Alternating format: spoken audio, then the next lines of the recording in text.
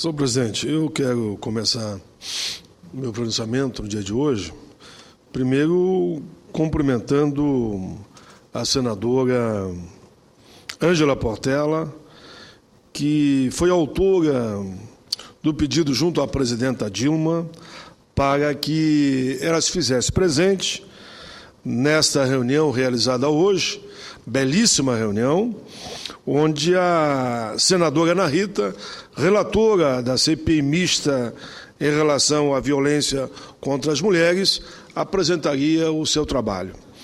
Eu cumprimento a todas as mulheres, na figura da presidenta Dilma e, naturalmente, na figura da senadora Ângela Portela e a senadora Ana Rita. Lembro que, numa reunião que tivemos com a presidenta da República, ela assumiu comigo e com a senadora Ângela Portela, com a presença de 8 senadores, 3 compromissos.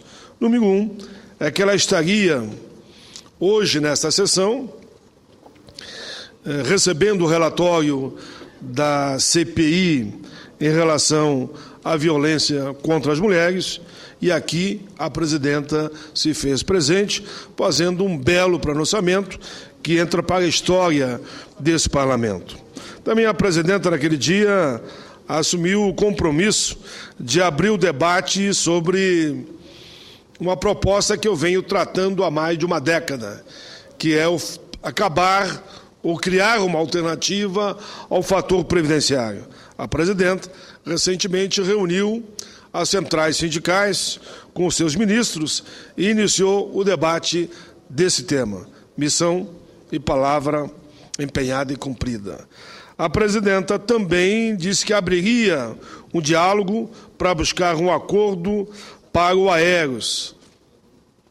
Reunião essa que já aconteceu, os líderes do Aeros estavam acampados aqui no Salão Verde do Congresso e depois dessa reunião, então, puderam voltar para seus estados e uma outra reunião acontecerá esta semana, ainda na busca desse acordo. Quero também registrar, senhor presidente, que no dia de ontem eu fiquei em Porto Alegre e tive 2 debates muito interessantes com o conjunto do movimento sindical daquele estado. E aqui cumprimento todo sindicalista na figura do Claudir, presidente da CUT. A primeira reunião que eu tive na sede da Central foi para discutirmos a periculosidade dos vigilantes. Projeto que eu aqui apresentei, aprovei, foi para a Câmara. Na Câmara houve alteração e, nesse período, chegou também à casa um projeto da senadora Vanessa Graciotin.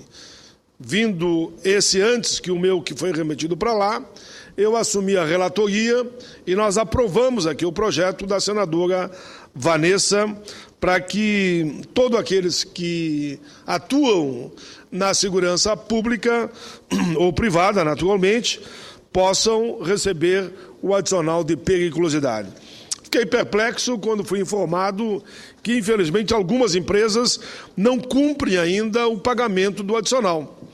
Então, eu faço aqui um apelo da tribuna do Senado que os empresários desse setor paguem o que manda a lei, ou seja, os 30% do adicional de periculosidade a todos aqueles que atuam na segurança, ou seja, defendendo nossas vidas e o nosso próprio patrimônio.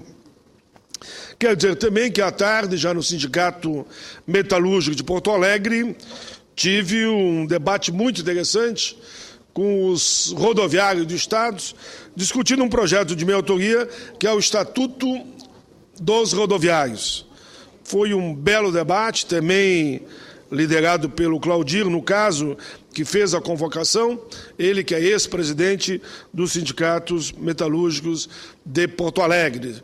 E tomamos lá uma decisão que na próxima sexta-feira, onde vai haver uma grande mobilização nacional, com greve, com paradas, com passeatas e mobilizações, no Rio Grande do Sul.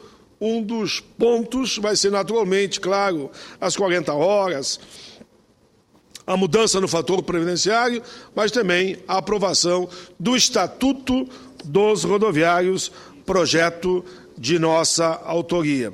Ainda nos informes, senhor presidente, eu quero aqui agradecer o convite que me foi feito pelo presidente da Confederação Nacional dos Trabalhadores Rodoviários, dos motoristas, o senhor Romar, para que eu participasse como convidado especial na posse da Federação dos Trabalhadores Rodoviários Motoristas do Rio Grande. Por motivo de força maior, não pude estar presente, mas falarei aqui da tribuna, num outro momento, da importância dessa atividade que aconteceu lá em Passo Fundo, no meu querido Rio Grande. Mas, senhor presidente, a exemplo da senadora Ana Amélia, senador Simão, eu não poderia retornar para casa no dia de hoje sem deixar de falar sobre as enchentes que invadem casas e casas, cidades e cidades, lá no meu Rio Grande do Sul, terminando, inclusive, com neve nessa noite e muita chuva ainda no dia de hoje. Eu diria que no Rio Grande, em torno de 30 municípios gaúchos foram fortemente castigados pela chuva nos últimos dias. Mais de 10 mil pessoas precisaram deixar suas casas. Em Porto Alegre, em torno de 100 desabrigados. Em Vila Mariante, no interior de Venâncio Aires, a cheia do rio Taquari desabrigou também dezenas de famílias. Em Santa Cruz do Sul, o nível do rio Pardinho chegou a 8 metros no domingo, deixando a Defesa Civil em estado de alerta. O número de atingidas pela enchente está em torno de 2.000 no Vale Taquari, conforme a Defesa Civil Regional. Em Lajeado, em torno de 250 pessoas permanecem abrigados no ginásio do Parque do Imigrante. Em Esteio, ali ao lado de Canoas, a Prefeitura decretou situação de emergência. Em Bom Retiro do Sul, a rodoviária está alagada. Em Colinas, as escolas municipais suspenderam as atividades porque as principais ruas estão debaixo de água. Em Cruzeiro do Sul, 4 escolas estão sem aula. Em Novo Hamburgo, no Vale dos Sinos, o abastecimento de água foi interrompido. Em São Sebastião do Caí, no Vale do Caí, são em torno de 800 pessoas desalojadas, além de 313 totalmente desabrigados. Um total de 370 residências foram danificadas pelas chuvas. Senhor presidente, conforme o último relato divulgado pela Defesa Civil do meu estado, do Rio Grande, há também pessoas feridas e pessoas desaparecidas. Em São Francisco de Paula, depois de tentar cruzar parte de cima de um vertedouro com uma caminhonete, um jovem de 24 anos morreu afogado ao tentar sair de casa naquela região. Uma pessoa sumiu nas águas de São Francisco e, esse caso, um jovem de 24 anos morreu afogado em Montenegro. Com relação às estradas, há buracos na pista devido ao alto volume de água. Podíamos citar aqui a IRS 040, a IRS 020, permanece bloqueada, a IRS 124, bloqueio entre Montenegro e São Sebastião do Caí, a IRS 240, bloqueio entre Montenegro e Capela da Santana, e a IRS 86, bloqueio entre Feliz e Alto Feliz. Deste sábado, nós estamos recebendo mensagens, enfim, de grande parte do Rio Grande, pedindo que a gente, aqui em Brasília, ajudasse na busca de recursos. O meu gabinete, tanto aqui em Brasília como no Rio Grande, já estão trabalhando nesse sentido, como eu tenho certeza que o gabinete da senadora Ana Amélia, senador Simão e os deputados federais também trabalham buscando a solidariedade e recurso para os atingidos. Senhor presidente, não poderia deixar de registrar, nós que falamos tanto da morte de Getúlio Vargas, lembrado esse mês, sobre um artigo que publiquei no jornal, no portal Sul 21. Todos os anos faço questão de lembrar, aqui na tribuna do Senado, da morte do ex-presidente Getúlio Dornelles Vargas. Sábado passado, dia 24 de agosto, foram completados 59 anos da sua morte. Esse ano, obviamente, não poderia ser diferente. Portanto, registro aqui artigo de minha autoria, publicado no portal Sul 21, sob o título Eternamente Getúlio. Senhor presidente, há 59 anos, saía da vida para adentrar os portais da eternidade, o principal presidente da nossa história republicana, Getúlio Dornelles Vargas. O estampido de um Colt calibre 32, desferido contra o próprio coração, ecoou em todos os lares da pátria brasileira. Lembro que no dia 24 de agosto, em Caxias do Sul, por volta do meio-dia, eu e meus familiares presenciamos uma cena que marcaria para sempre as nossas vidas. O nosso velho pai, já falecido, chorava, numa cachoeira de lágrimas, a perda do grande líder popular. Getúlio foi deputado estadual, deputado federal, líder da bancada gaúcha na Câmara, ministro da Fazenda, governador do meu Rio Grande, chefe vitorioso da Revolução de 30, senador da República e presidente eleito pelo voto direto em 1950. Todos nós que sonhamos e acreditamos que é possível termos um país com direitos e oportunidades iguais para todos, temos a obrigação de reavivar diariamente o legado deixado pelo grande e inesquecível Getúlio Vargas. Por sua decisão, foram criados a Petrobras, a Eletrobras, o Banco Nacional de Desenvolvimento Econômico, atual BNDES, a CSN, a Companhia Vale do Rio Doce e o Ministério do Trabalho. Com Vargas no poder, o país conheceu a Justiça do Trabalho, a Previdência Social, a Carteira do Trabalho, a CLT, que esse ano completa 70 anos, o salário mínimo, as férias anuais, o descanso semanal remunerado, entre tantos outros benefícios. O crescimento econômico do país exigia trabalhadores capacitados, e Getúlio não vacilou e, numa grande articulação, construiu com os empresários e os trabalhadores a criação do Senai, que eu tive a honra de lá me formar e, por isso, cheguei ao Senado da República, porque tinha um curso técnico. Assim, Getúlio não cria só o Senai, mas cria também o Senac, destinados ambos a formar mão de obra para a indústria e para o comércio.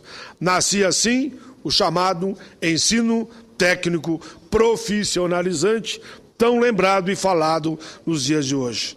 Também são dessa época as primeiras universidades brasileiras dignas desse nome. Foi Vargas que criou a Universidade de São Paulo, a USP, a Universidade de Porto Alegre, em 1934, a Universidade do Brasil, em 1937, a PUC, lá no meu Rio Grande, em 1940. Vargas lutou para que o Brasil se tornasse uma grande nação. Ele queria que o povo brasileiro fosse sujeito da sua história.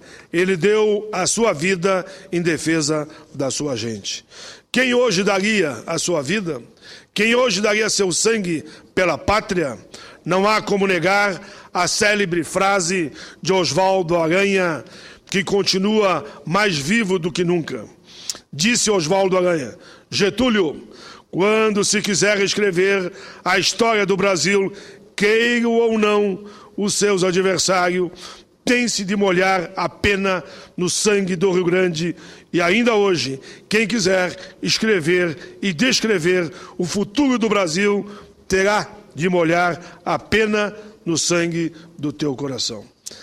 Esse, senhor presidente, foi o artigo que escrevi numa homenagem a Getúlio Vargas. Senhor presidente, por fim, nesses últimos 7 minutos, eu gostaria de comentar rapidamente, mas não vou, senhor presidente, usar os 7 minutos, porque porque eu acho que esse é um discurso que teria que se fazer com mais folga. Porque eu vou falar dos planos de saúde.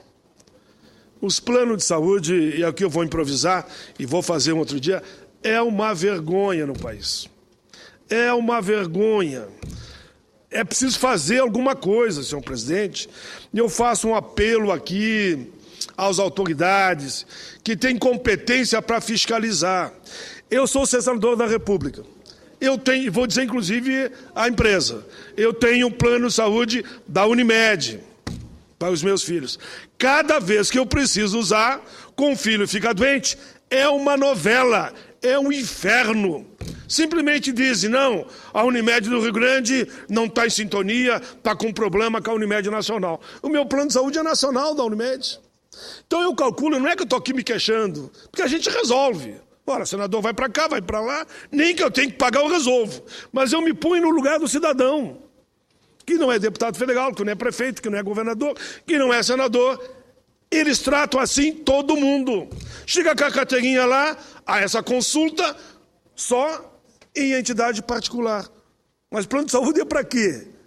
Se eu tenho o plano de saúde, é natural que é um atendimento particular, senão eu vou para o SUS. Não dá para entender o que dizem. Não, a Unimed Nacional está com problema da Unimed do Rio Grande do Sul, então nós não vamos atender. Vai fazer um exame e não atende. Eu fico indignado, não por mim, porque de uma forma ou de outra, meu filho foi atendido. Foi atendido. Agora, o cidadão comum que paga esse bendito plano de saúde, e é geral, eu dei o nome para que eles saibam do que eu estou falando, mas é praticamente 99% dos planos de saúde, o cidadão paga, quando precisa, isso eu não atendo, esse exame não pode, isso não pode, essa consulta não pode. É um absurdo, por isso que eu vou destinar um outro momento, durante 20 minutos, e vou falar desses malditos ou benditos planos de saúde. É uma vergonha nacional. É inadmissível que isso esteja acontecendo cada vez que um cidadão paga o seu plano de saúde e quando vai usar não dá para usar. E disse aqui o nome da empresa, inclusive, para que não fique dúvida. E dizem que essa é a segunda melhor no Brasil. Não vou citar o nome da primeira, porque eu não sei se a primeira também não faz a mesma coisa. Diz que é a segunda melhor do Brasil, mas toda vez, eu tenho 5 filhos, todos eles eu fiz o plano, mas não tem uma vez, seja uma consultazinha. Não podemos. Clínico geral, não podemos. Exame, radiologia, qualquer coisa, não pode. É brincadeira, para que o plano de saúde, então? Querem que a gente desista. Eu acho que esse é o objetivo. Hoje em dia os planos de saúde trabalham para as pessoas desistirem. Porque desistem, eles não têm mais que atender, mas pelo outro lado eles já arrecadaram desse cidadão mais de 20, 30 anos. Eu, por exemplo, pago esse bendito plano há 25 anos. 25 anos, senhor presidente. Pago direitaço, descontado em folha, há 25 anos. Não teve uma vez que eu precisei do bendito plano que eu não me incomodei. Quer que eu desista? Não vou desistir, vou para cima, nem que eu tenha que processar. Mas eu não quero nem falar por mim, porque eu resolvo. De uma forma ou de outra eu resolvo. Eu quero aqui falar para esses benditos planos de saúde, como é que vocês não tratam o cidadão comum no dia a dia. Se comigo fazem isso, e eu vou para cima e questiono e denuncio, eles não respeitam ninguém. Não respeitam ninguém. É grave. Eu vou entrar com um novo pedido de uma audiência pública para discutir os planos de saúde. Essa questão não pode continuar como está, senhor presidente. É uma vergonha nacional os planos de saúde. Não estou falando do SUS, estou falando de plano de saúde da área privada. É uma vergonha. É uma vergonha. Eles têm que acabar com essa covardia, porque é covardia. O cidadão chega lá mal, não atende, e claro que o cidadão desesperado pega o dinheiro do bolso, pega o cheque e vai pagar particular. Não vai querer que o filho, ou o parente, ou o amigo vá falecer. E se não tiver dinheiro, como é que faz? Só não é atendido. E tudo que ele pagou para o plano de saúde fica por isso mesmo. Senhor presidente, como eu voltaria a falar outro dia, esse pronunciamento eu vou me dar o direito de voltar à tribuna para falar do plano.